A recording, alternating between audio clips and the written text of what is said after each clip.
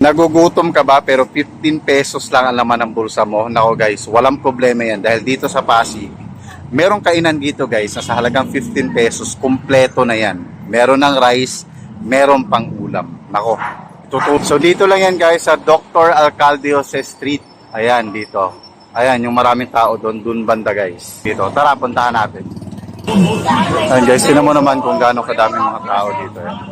Dahil napakamura lang dito ng pagkain guys. Ayan. Ayan. Malapit lang siya sa sa PLP. Sa pamantasan ng Pasig. Ayan, so dito lang yan guys sa Ate Memi Halal Pater. Tingnan mo naman yung presyohan dyan. Oh. So 15 pesos guys, ulam tsaka kanin na yan, di ba? Sulit na sulit guys. At syempre guys, pwede kang pumili dyan. Merong adobo, merong sisig, merong bopi, adobong atay balon-balunan, tsaka Bicol Express guys. Mamili ka lang dyan guys. And again, 15 pesos lang. Ulam at tsaka kanin na yan guys. Tara, syempre order din tayo. So ang in-order ko nga dyan guys ay chicken pastil o tinatawag nilang pater. So ayun guys, ito na nga yun. So dito na ako pumeso sa labas guys dahil gusto ko presko yung surroundings, nakanaks.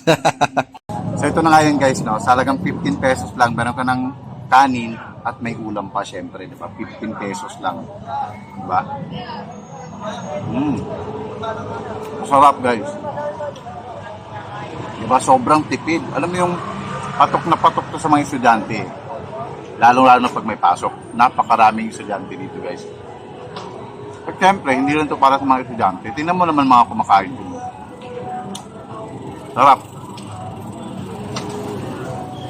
So kung medyo nagtitipid ka at malapit ka lang naman dito, pumunta ka na lang dito, di ba?